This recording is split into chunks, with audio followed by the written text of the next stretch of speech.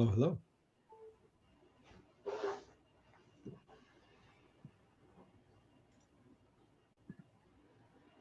Good evening.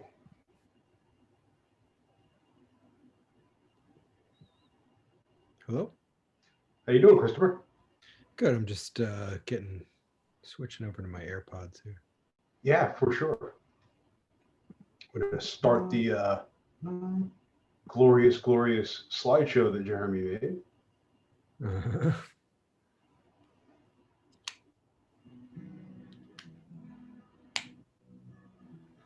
And see if I can.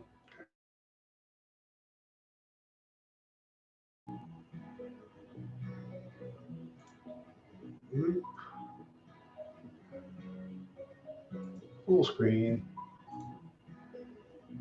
Share screen.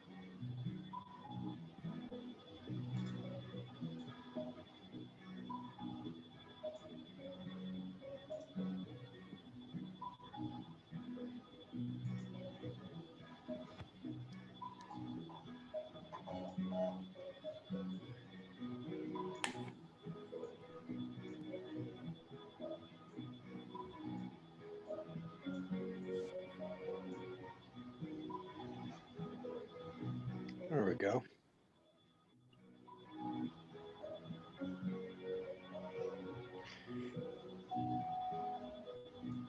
Can you hear me, Rich? I sure can. Great.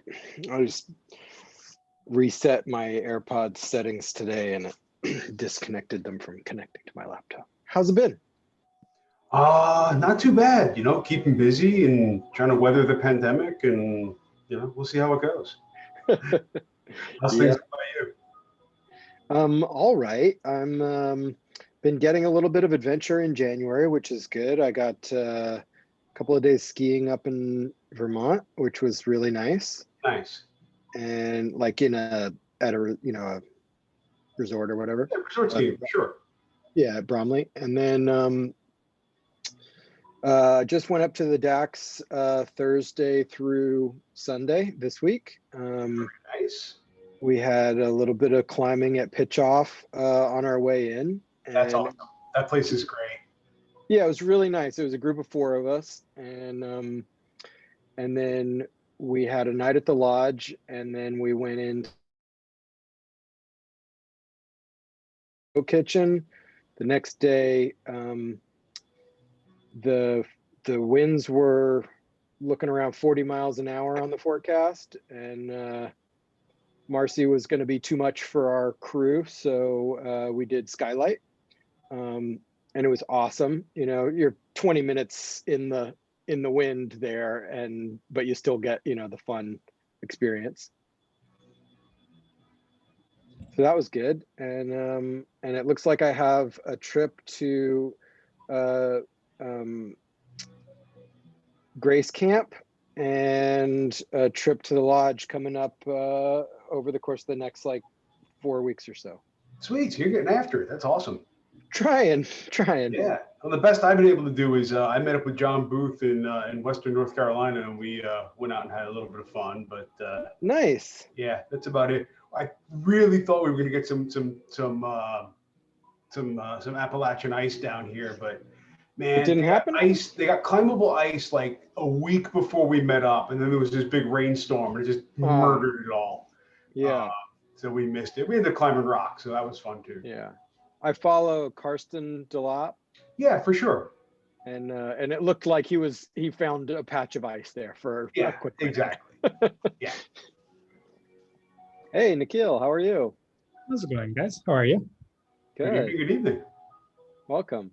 So Nikhil and I talked about, you know, who's going to do which slides and whatnot. And then I saw the email from, I guess it was from Jeremy, talking about him hosting Q&A at the end, and we will we will answer them as he throws them out to us. Yep. So we've got 11 people in the audience so far. Nice. And how does this work technology wise? Last time I did the slideshow, like I shared my screen. Is that what's going to go on again? That's up to you guys. Okay, cool. I just wanted to, because I know you were controlling the pregame slideshow here. I just wanted to make sure it was one of us. Yep. I will stop my share as soon as we hit 8 o'clock or thereabouts, and we'll get things going. You want to do you want to share your screen, Nikhil?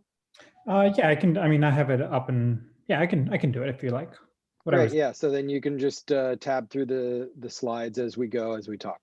Perfect. Sounds great. And we'll you know, not rush it, but we'll move at a pretty good clip, because we'll try and keep the thing on pace. Hey, I know that guy. Yeah, looking like you're getting after it, man.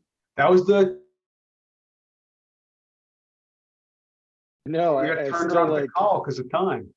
I still have visions of you like rooster tailing like massive plumes of snow behind your snowshoes. That Orved trail just gets so much snow, man. That whole valley over there. Yeah.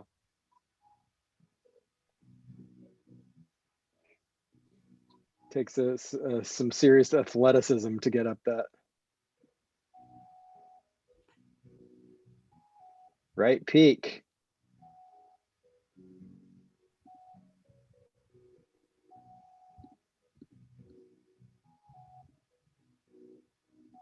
These are nice. So you got like a nice little slideshow here, and we're getting like 50 people in. Are they capped? Are these? I think it's capped at 50, but you know, we'll see who shows up. You know, it's not like we're collecting money and taking attendance and giving points out. Yeah. Yeah, the lodge was pretty lean. There was like, I don't know, 4 or 5 people in it last weekend. Yeah. Oh, I guess I was there on a Thursday, so it was, you know, maybe it filled up on the weekend a little bit. We hope so. But they're like really capping everything. Like, so my buddies, we reserved the loft, and they're reserving it for one party. Yeah. And it's 4 to 6 people, because they don't want to, you know, blow the capacity of the lodge. Oh, for sure.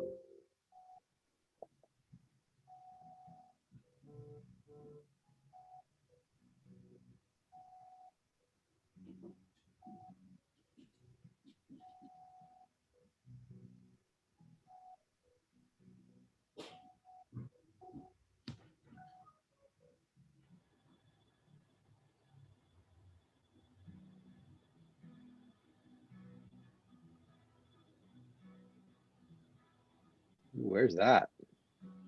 That looks like one of Jeremy's ski trips, if I had to No, guess. in that the is Sierras. actually Colorado. That was Yeah. one of my trips. Was it? It looked like Colorado. Yeah, that was Rocky Mountain National Park. Yeah. That was in July, so Yeah. go figure.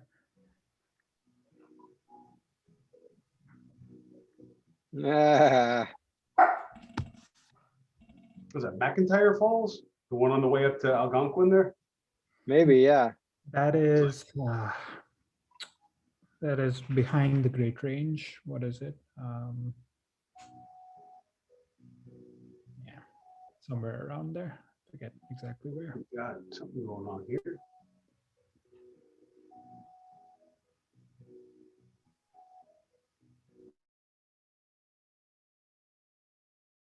Get great pictures out there.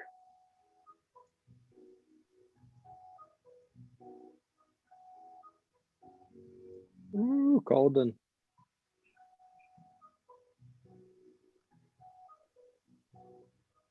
Okay, it is just 8 o'clock now. We've got about 24 folks in. So I am going to kill the slideshow for a second. And we can kind of get this kicked off. So good evening, everyone. My name is Rich Murray. I'm the Assistant Director for Winter Mountaineering School this season. And I'm here with Christopher and Nick to do the electronics in the backcountry. So it's a pretty hot topic. A lot of new technology has come out in the past, 5 or 6 years or so that can play a really big role in backcountry trips. And there's good and bad and limitations and all of that stuff. And they're going to do the deep dive. I'm going to be hanging around to kind of moderate the discussion. I'll be keeping an eye on the chat. And I believe there is a Q&A tab that's also going to be real good for you folks to use to kind of ask questions and such. And so if it's something that I can answer like on the fly, I'll just answer it in the Q&A chat. But I reserve the right to interrupt their presentation for timely questions and color commentary. Nice. So with that, yeah, why don't you guys start sharing and we'll let you go. Let's see if this works.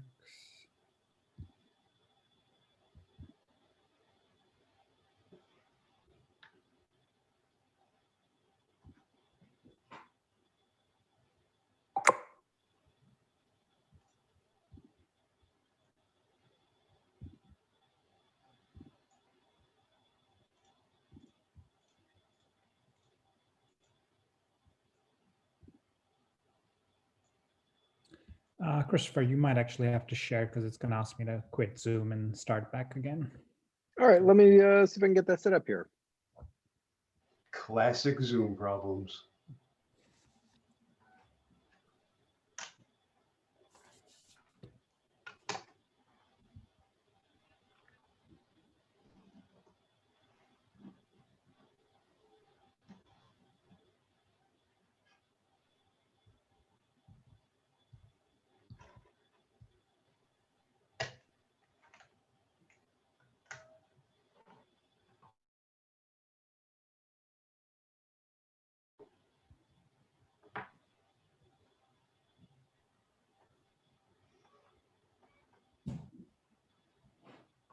Come on, Christopher. These people paid a lot of money for this.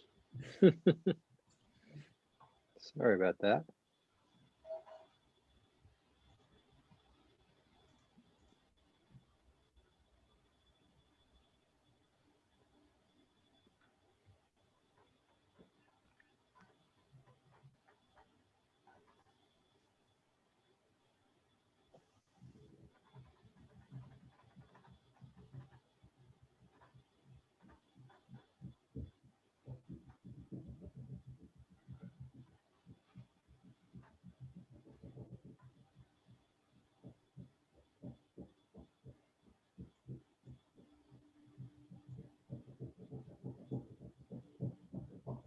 All right, are you looking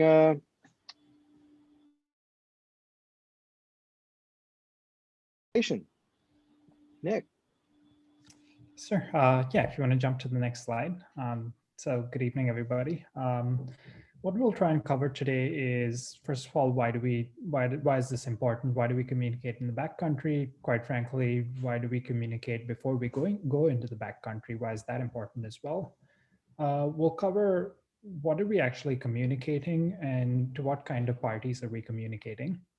And then, the meat and bones of this is different methods of communication.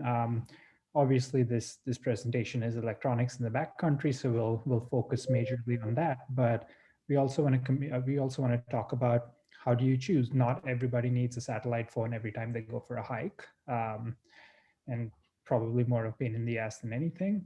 We'll also talk about some simple non-electronic means of communication, as well as something that is near and dear. Tell people where you're going before you go into the backcountry, so pre-trip communication.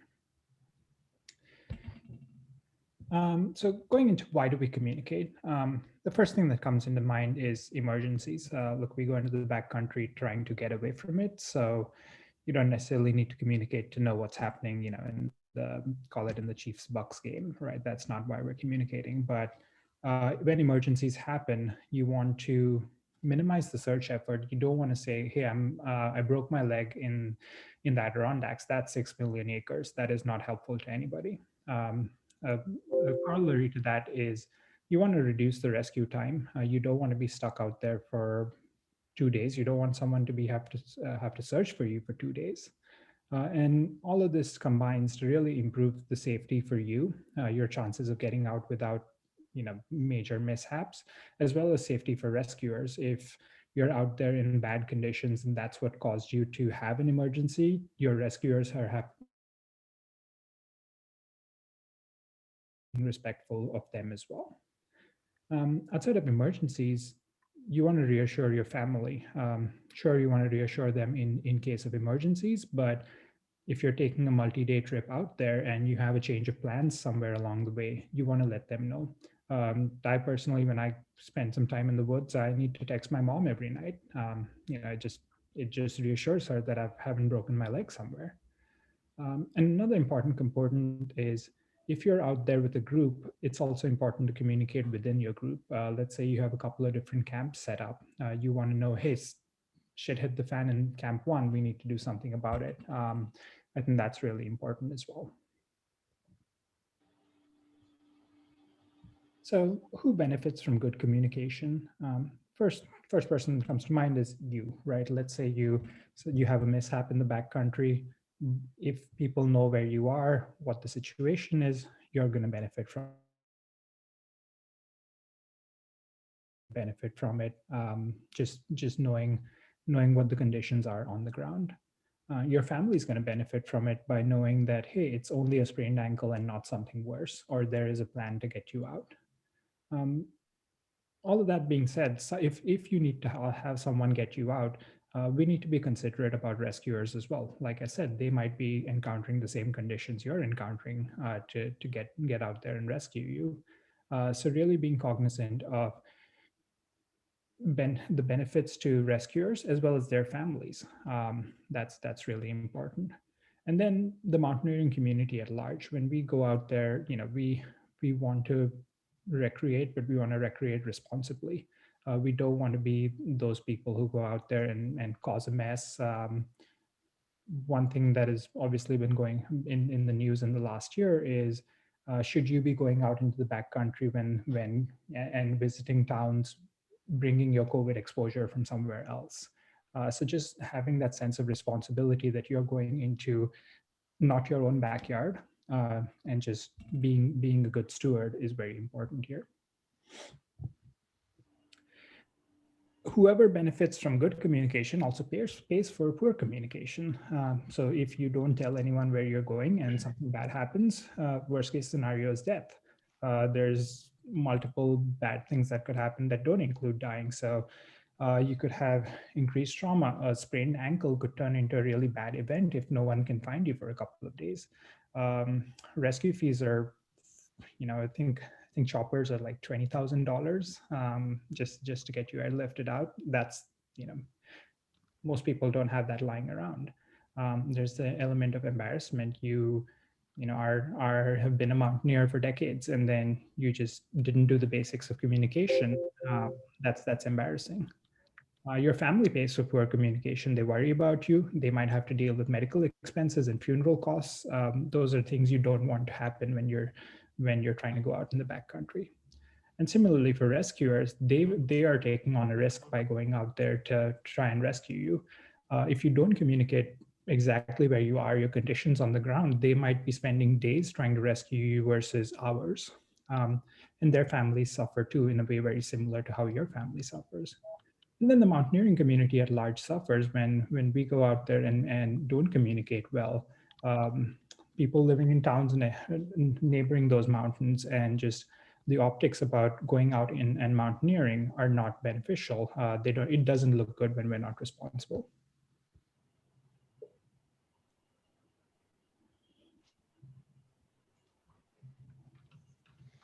All right.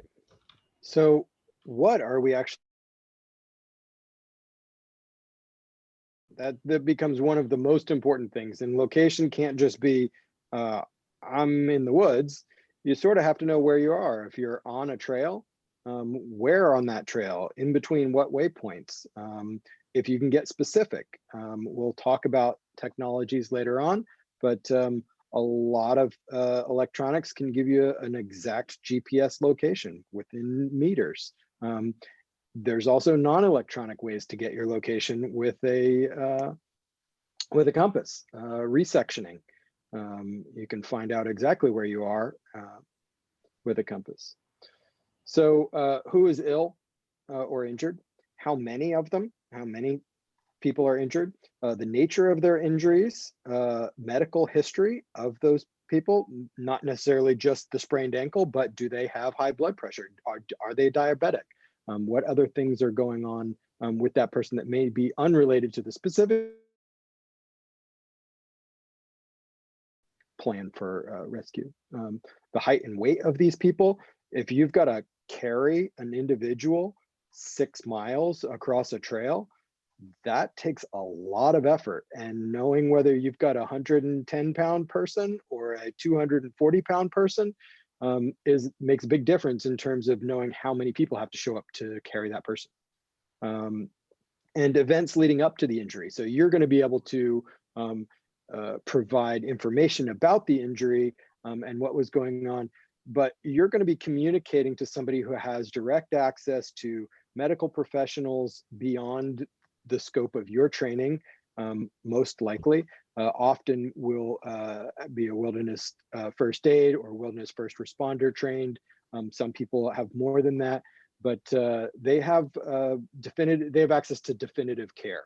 And so being able to explain the surrounding of the situation can get people who have significant more medical experience to provide recommendations and insight for the rescue group. Description and conditions of the group.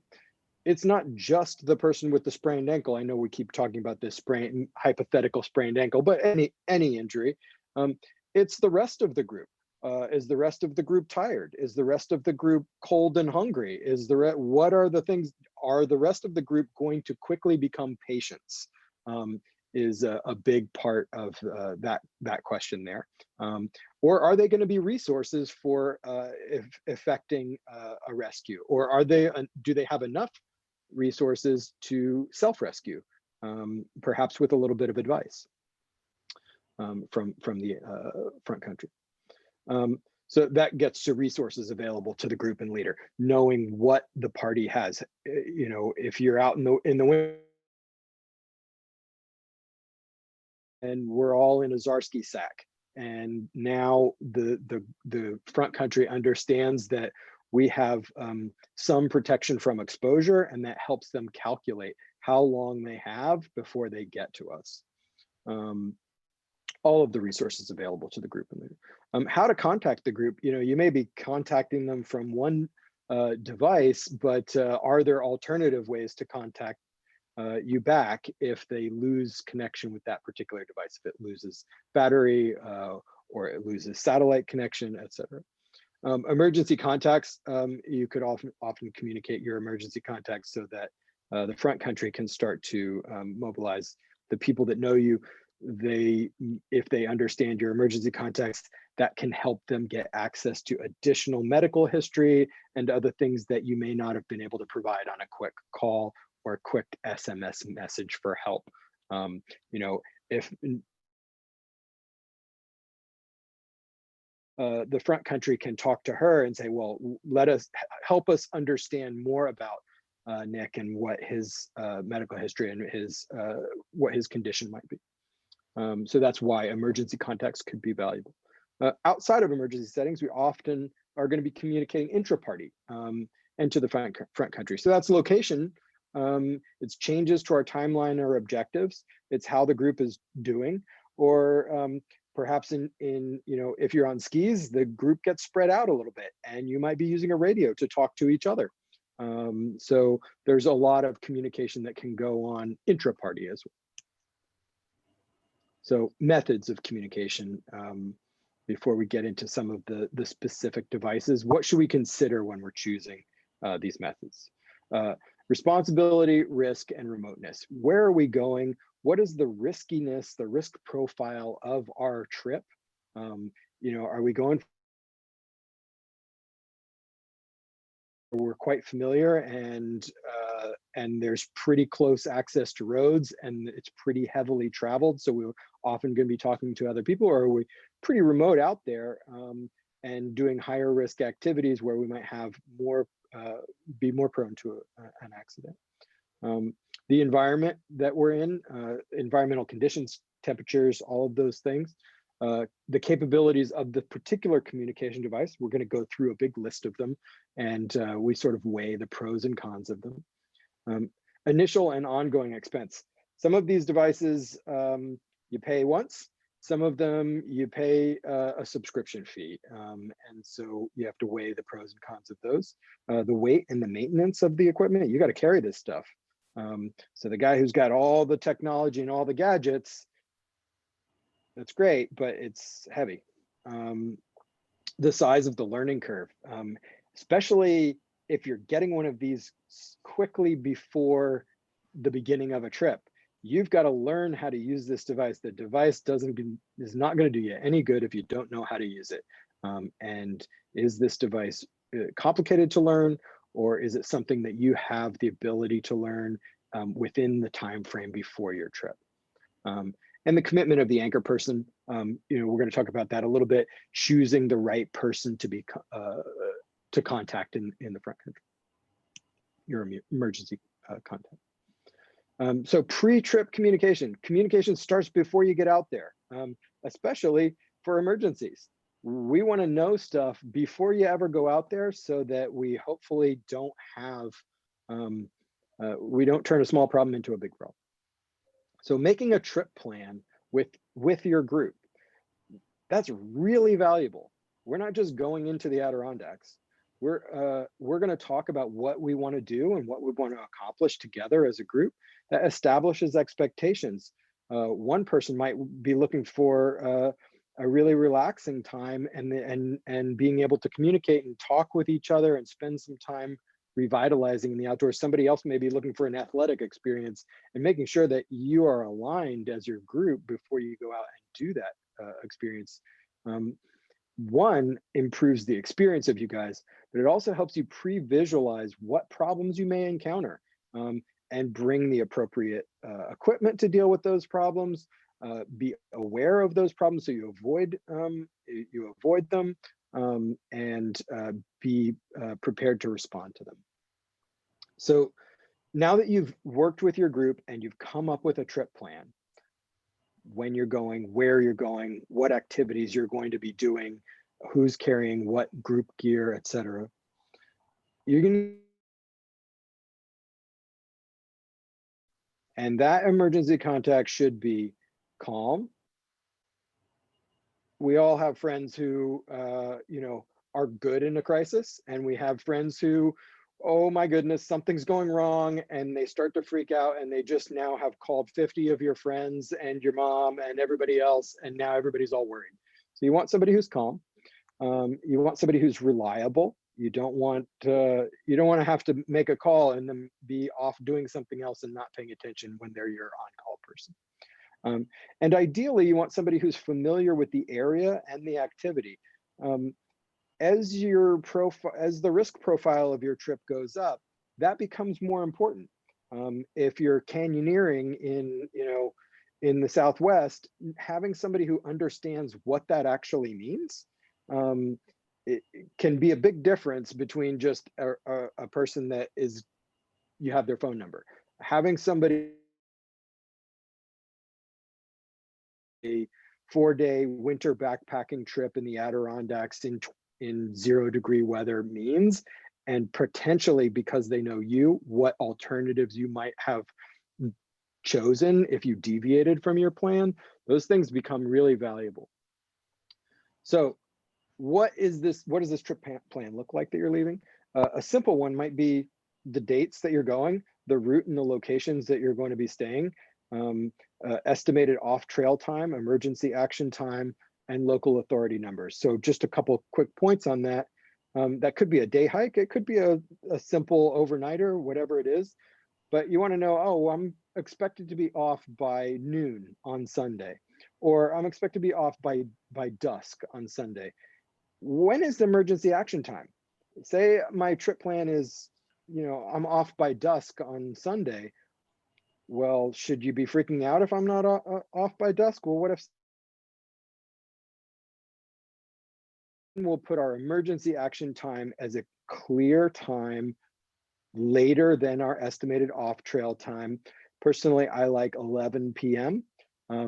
If I'm supposed to be off by dark, and dark happens at 5 o'clock, 6 o'clock, if I'm not back by 11, something went wrong. I'm not just slow getting out. I'm not just delayed. Something went wrong.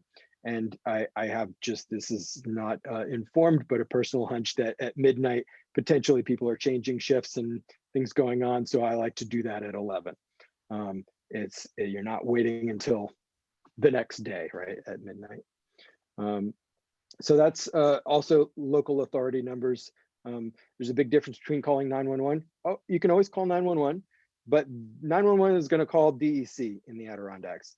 And if you can make your call to the DEC, that emergency number is going to connect you with people who are familiar with the backcountry and are familiar with people like you calling them.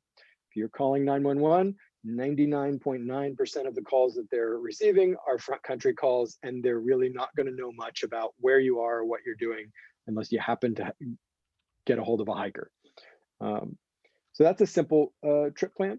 Medium or high risk trips, when we're talking about 4 days in 0 degrees temps in the backcountry, you might consider adding the personal and medical info of the participants, height, descriptions, medical past history, prescriptions that they need, experience level of the people in the party, and emergency contacts of those party members, license plates. What is the license plate of all of the cars that are going to the trailhead?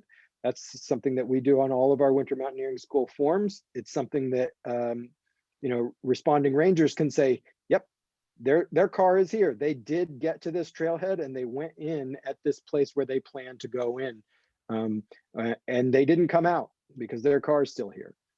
Notable gear, including shoe treads, is something that people consider that's not really as applicable for us in the winter. Everybody's got the same snowshoes, but if you're out in the desert, if you're in places where they might be looking for your shoes, knowing what shoes you're wearing is something that rescuers could appreciate. And in-reach protocols. So if you have pre-established, this is what message number 1 means, 2, 3, 4. What do you do if you are no longer receiving messages? If I was supposed to text you every day at the end of the day and you stopped receiving messages, what should you do, et cetera? And then follow your plan. I also like to scuba dive. We say, plan your dive, dive your plan. You can't change it. It doesn't mean, oh, well, there was a river that I was expecting it to be frozen and we can't cross here, and so we have to deviate from the plan that we made. make smart choices, but it shouldn't just be a random, well, let's just figure out what we're going to do while we're out there. So non-electronics, before we get into the electronics here, non-electronics to communicate sound in sets of 3: whistle blasts, air horns, gunshots, other noisemakers. That blast of 3 is to communicate an emergency. With whistles, we actually have a couple other choices as we often use those. So 2 blasts means rally on my position, come here. 1 blast means hello, where are you? If Nick blasted 1, I would blast 1 back, and now we've just sort of echolocated. I would blast 1. Yeah, I heard you. I'm coming there. And so that's how you might use a whistle. Light signals, similar kind of things: flashlights, mirrors, strobes, flares. Smoke signals, you can do that with evenly spaced distinct plumes to signal an emergency. Ground signal, color contrast, these are those air signaling sheets that you would lay out: big high vis yellow, high vis pink, straight lines in the snow, etc., large surface area, knocking things out so that people can see that you're there. Sending for help, splitting the group and sending out a message. If you are familiar with winter school, you'll know that our minimum group size is 4. And that is for the simple reason that if we do have to split the group, say we have that hypothetical sprained ankle, somebody can stay with that injured party for help. So you never have anybody alone in the backcountry there. So that's why we say minimum group size of 4. If you're going to be splitting people, going for help, another non-electronic method to communicate. So electronic methods, mobile phone, we've all got them. They work sometimes. Can't necessarily count on it, but it is a device and it is a really powerful one. Personal locator beacon, satellite messengers, one-way, two-way texting, two-way voice. There's a whole range of them, and radios, short range and long range. Nick, do you want to do smartphone? Yeah, I can kick it off. So, like Christopher said, smartphones are extensions of us at this point in life, and they can, under ideal conditions, can be incredibly useful devices, right? You can call people, you can do two-way texting. Even if you don't have enough signal to make a phone call, the GPS chip that's on modern smartphones will at least let you triangulate your location. It comes with all the apps you love and also the apps that are useful. So you might have anything from Google Maps to something like AllTrails. You might be able to download different guidebooks. So incredibly useful devices. The problem with, if anyone's used a smartphone in the winter and you leave it outside, the battery can drop from 30% to 0% in like 15 minutes. So that is my biggest issue with it. Secondly, you can't count on cell service in the backcountry. You might think you have cell service at the trailhead, and the moment you go behind a mountain and the cell tower was one mountain over, you don't have cell service anymore. The other component here is that ideally lasts from a battery perspective for that long. Cell phones will normally not last that long. They'll last maybe a day or two. Sometimes they'll be looking for signal and that drains battery a lot. Similarly, if you drop your cell phone, most cell phones nowadays are, for some reason, are glass on the front and glass on the back. I think it just helps cell phone makers make more money, but the moment you drop that on a rock, you might lose your one method of communication. And cell phones also provide a false sense of security. We are so tethered to them in the front country. We might say that, hey, as long as I have my phone on me, I'm fine in the back country. And then the last one is we've all encountered hikers who will have their Spotify blaring on their cell phone in the backcountry, and that's just an unpleasant distraction for everybody. So kind of to summarize, useful, but be very careful. Cell phones are not meant to be.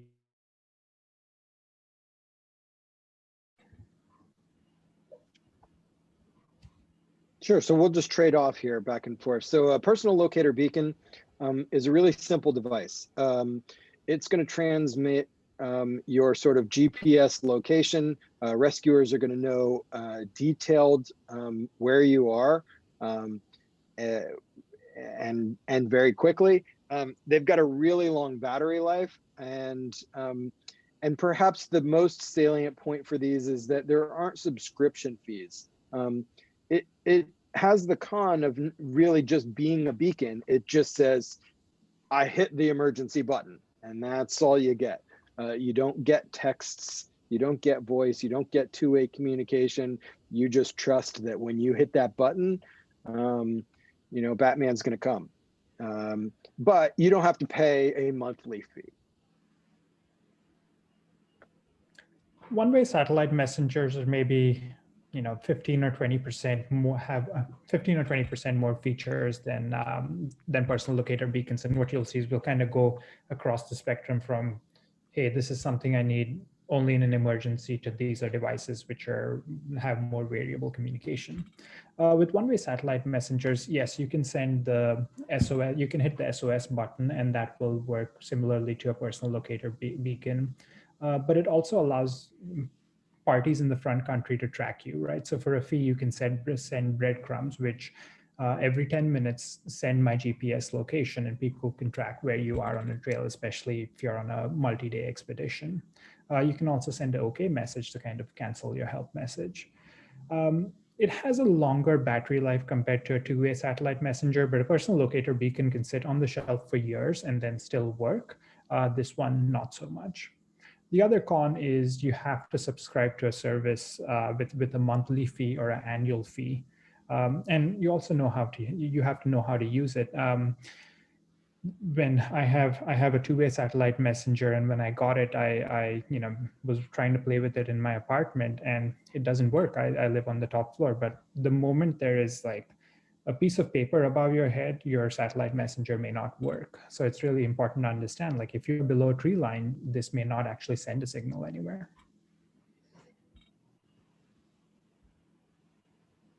Two-way satellite messengers. So again, advancing the sort of capabilities, you still have the SOS button. You still have that breadcrumb capability. But you can start to send text messages, and you can receive them. So often those you can pre-program. You also have the ability to enter in new ones. Extra so that it becomes a lot faster and easier to type, or some of them, you know, you have their full alphabet on the device itself.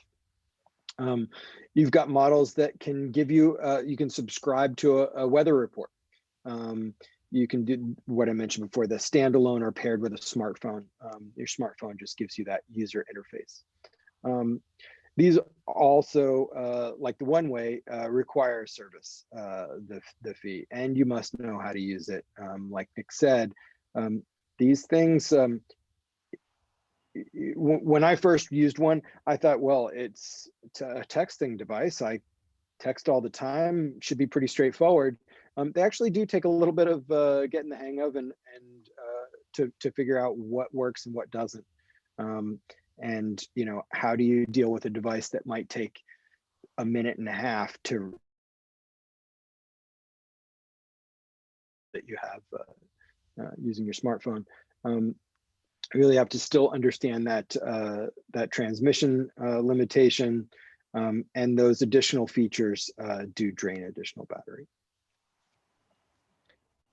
And satellite phones are I will not say satellite phones are the most heavily featured if we think about the spectrum, because I actually think they lose some of the relevant features that you want in a backcountry communication device. The standout feature for a sat phone is, you know, if you're a crime lord in Colombia, that's what you use. It's because you can you can actually make calls wherever, right? You don't need a cell phone, you don't need a cell tower to actually make a proper voice call. Now, generally in the market right now, whereas two-way satellite messengers have really embraced the, hey, let me Bluetooth connect to my smartphone, let me get texting capability, let me get weather updates. They'll have some texting capabilities. Some models offer an SOS button similar to a satellite messenger. But on the cons, they are definitely the most expensive option. You could, your base plan start at $35 a month, which is comparable to a cell phone plan. They are heavy. They can provide a false sense of security, similar to having a smartphone. They may not actually have all the features that are in your Garmin InReach vis-a-vis weather reports built in. And interestingly, whereas Garmin works with GEOS, which is essentially a global satellite consortium, for lack of a better phrase, not all satellite phones have global coverage. So you might have some which are Northern Hemisphere only, some which are Americas only, some which are Europe and Asia. So you really have to be careful about not assuming that. I'll just add on to what Nick was saying there. Generally, if you're going to be using a satellite phone, you want to know what satellite phones work in a particular area. So you might say, hey, well, I'm going to be in the Adirondacks predominantly. What phones do people use in that area? Because I think there are three major providers or types of connectivity. In Marsat, you may see Iridium, you may see, and then there's a third one, which is generally not in the US. But those are radically different tools. One of them is geospatial. So like they have the satellites that are far out and stationary. And the other is like a wide network of them that move in low Earth orbit. And so they're radically different, and one works better in particular areas than the other. These things. So two-way voice communication, you can use the family radio service. You don't have to have a license. This is a walkie-talkie. It's inexpensive. You can use for communication within a climbing party, within a couple of miles. The cons is it's short range and it can't communicate with the front country.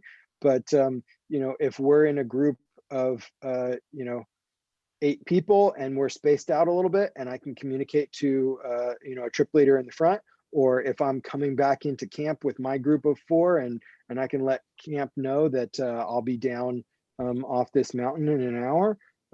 Those are really valuable things.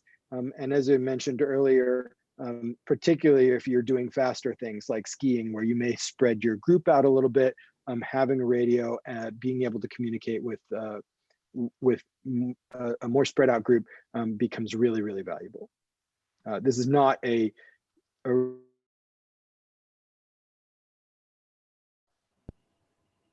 So going into long range radios, I guess this is the radio to communicate with the front country by virtue of it being long range.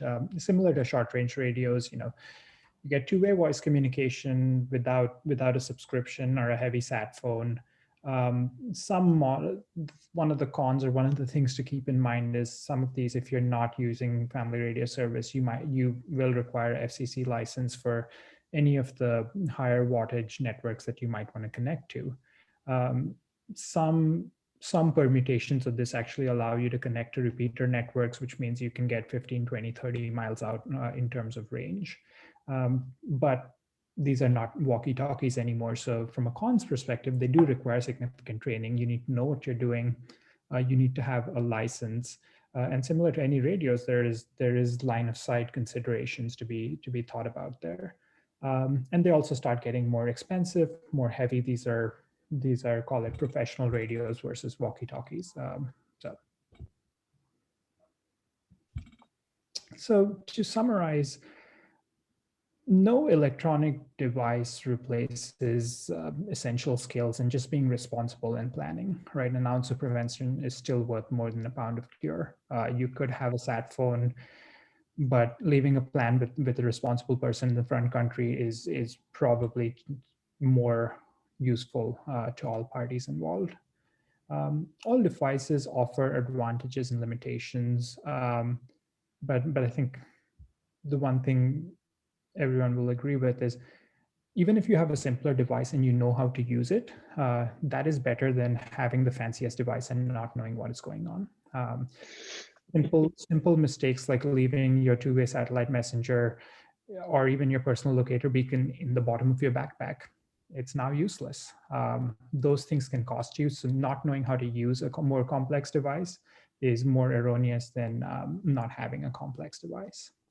And there's no substitute for experience, traditional mountaineering skills, having some kind of first aid training and leadership skills. Ideally, you don't want to use your communication device for in an emergency setting. Having a communication device, having that nifty SOS button is not a reason to be stupid in the backcountry. And it's not a reason for adventuring outside of your experience, outside of your training, and outside of just being a good steward for the community. Absolutely. All right. 41 minutes. We were aiming for 40. We did pretty good there. Do we have questions? We do have a question.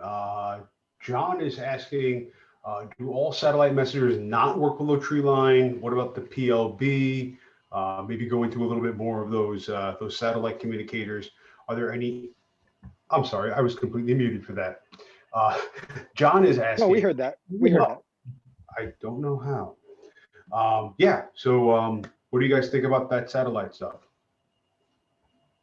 Do you want to take that, Nick? Yeah, I can take that. With satellite messengers specifically, I have been out in the backcountry and on a cloudy day below tree line where I can still see the sky, but there's enough trees around that it's not unobstructed. Text messages may go through, they might take 15 or 20 minutes to go through. Being in a tent, right, even in a 3-season tent, that is enough material to block the signal. Now, it is not hard and fast that you will never get signal out below tree line, but you should not rely on getting signal out below when you have unobstructed view of, when you have an obstructed view of the sky. I've had similar experiences to that. Using a two-way satellite.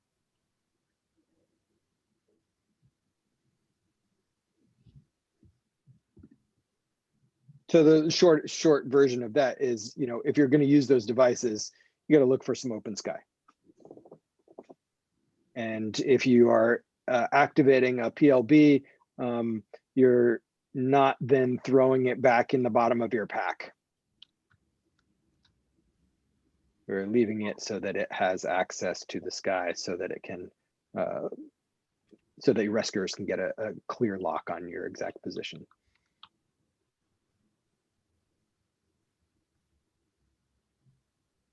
Any other questions? I think we're all ready to go shopping now, right? We did such a phenomenal and comprehensive job. There's absolutely no questions. So that's what I'm hearing. I think one of the things that Nick pointed out in the summary here is that no electronic device replaces essential skills, and that's both knowing your wilderness medicine and being able to self-rescue, but it's also all of those pre-trip communication, all of those leaving trip plans, all of those things that make a real big difference versus just relying on, I've got a smartphone, I'm going to be able to just call in whatever help I need. Perhaps there are questions around those things. Well, there is one question from Jamie. When you activate a PLB, who gets the message? I believe it's the US Navy. I know it gets channeled through those, but yeah, it's through the subscription service. Yeah, I uh, think so. Yeah, Geos has a like emergency responder arm that is still a global network, and I think then they route it to whatever emergency service is relevant. yeah. So it's like, yeah, it's either the Navy or the Coast Guard or somebody in the U.S. Because it's used so much in maritime that when you hit the panic button, it relays your position through those channels and initiates emergency protocols. And then, like Christopher said, Batman comes in. you throw that bat signal up.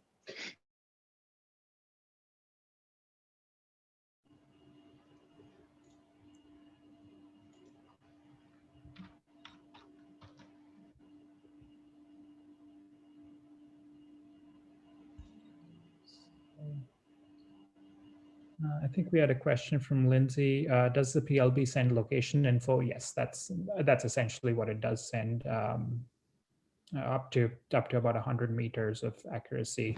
Again, depending on whether it's in the bottom of your pack or it's actually exposed to the sky. Yeah, someone hit the panic button at this location. That's what the info it sends.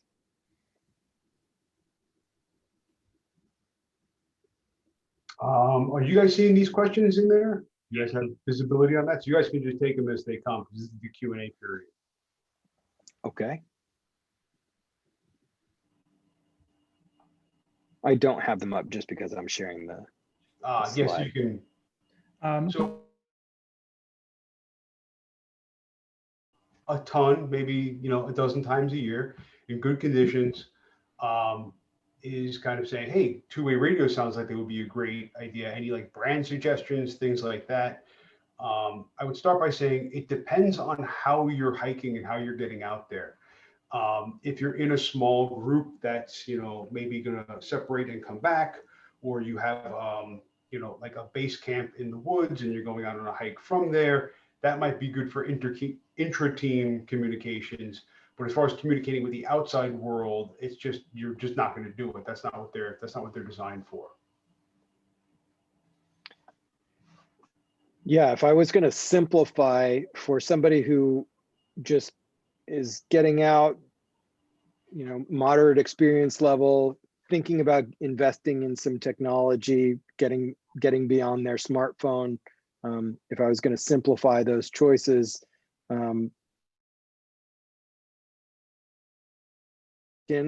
is a great just sort of give you a sense of safety, because you know that you've got that panic button with you if something really bad happens. The two-way satellite device, these are your Garmin, the Spot devices, the Delorme InReach, those things. That becomes both a great tool if you've got a partner who would be at home or a parent who would be at home that you would want to communicate with and send more complex messages. And it also becomes a great tool if you anticipate getting into more high risk profile adventures, where you might want more than just that emergency panic button. Those would be the two primary things that I would consider. A satellite phone is probably not on the list of things that I would be considering as a individual recreating. If you're a professional and you're taking people out all the time and you've got to be able to communicate to your front office and whatever it is, if you're producing the next Bear Grylls show, you're probably going to have a satellite phone. We had a couple of questions about what do most guides and professional trip leaders use, and then what device do you personally use? I can maybe jump in on what I personally use. It is a two-way satellite messenger. It's the Garmin InReach. And just to add to what Christopher said, one of the useful features that I use a lot is weather reports. getting a weather report of the town near the Adirondacks or, Keene Valley is not as useful as putting your GPS on top of Algonquin and understanding what's going to happen, especially when you've been out there for 3 days. Absolutely, and that two-way satellite device is the primary tool that professionals would use. I've also used a satellite phone under professional situations, but that two-way is probably the most advanced backcountry tool.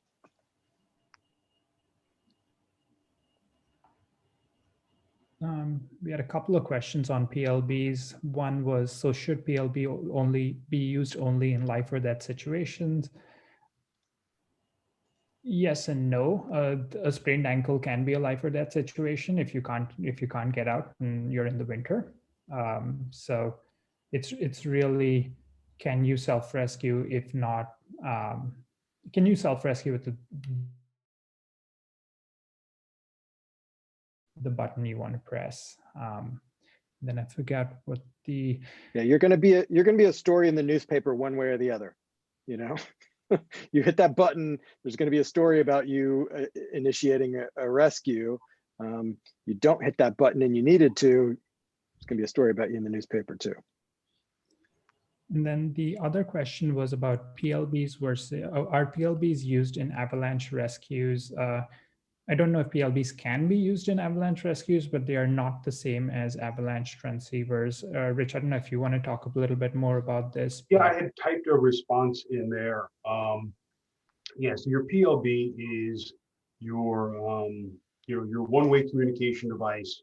There's an emergency, send your location out to the authorities through the PLB system and provider network, and they call in outside rescuers. Avalanche beacon is, everybody on the team has an avalanche beacon, and they have two modes. They have search and they have transmit and they have receive. And so, when we're all in the backcountry, everybody is set to transmit. So everyone's putting out a signal, so that if an avalanche happens and one or more people get buried, they're already set and they're already emitting signals. Then anybody who's still above on top of the snow takes their beacon, switches it to receive, and now all those signals are coming into that one device. And it's just like a homing signal. It's almost like a Geiger counter. Like you just kind of out in front of you, and it beeps faster as you are in that direction. And it gives you an approximate distance, I think, some of them. And so that is a very short range, does not communicate with the outside world at all, only communicates with other devices like that. And if you want to know more about avalanche beacons, we do have the avalanche workshop coming up later in the season, which you should hop in on. Yeah, everything Rich said there was absolutely accurate. And I'll just add that they are a complex device and you need to know how to use them. You really need to practice using them. And you also need to practice getting somebody out once you've found them. So tune into that presentation and look for a ARRI Level 1 course if you are planning on buying one of those devices and putting yourself in a place where you might actually have to use it. They're not a kind of thing to read a brochure on the way to the backcountry.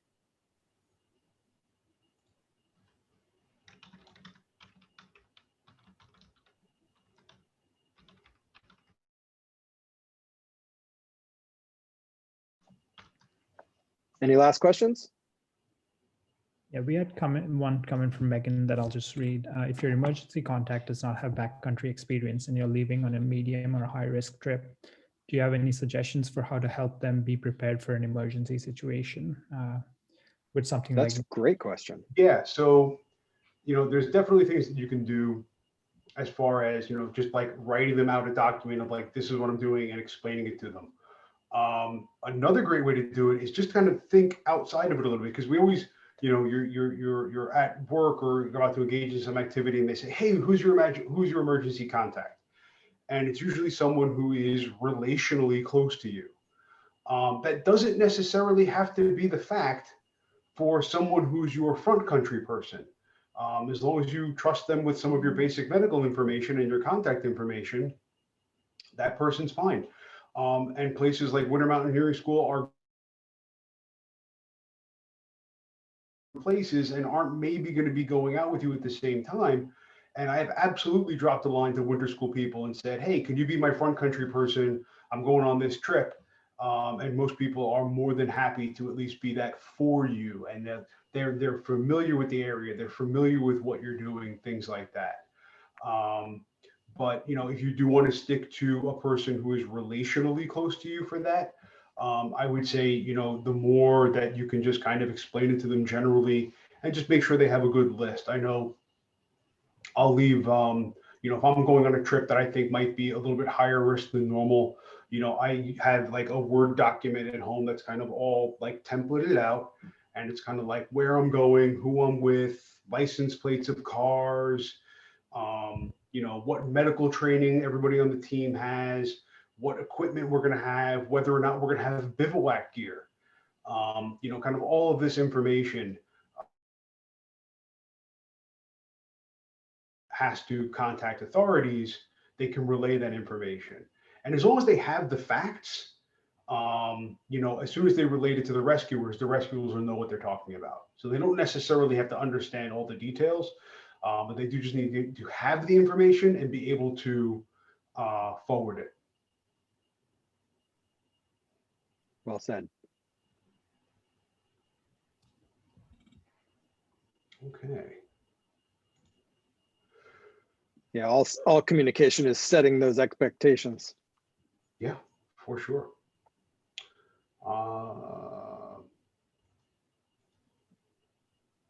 Gosh, I want to go hiking looking at this picture. Exactly. Cool. Well, I think that's a wrap, folks. Thank you all so much. Yeah, thank you for joining us tonight. And we hope to see you outdoors in, let's call them precedented times. Take care, everyone. Good night, everyone. Good night.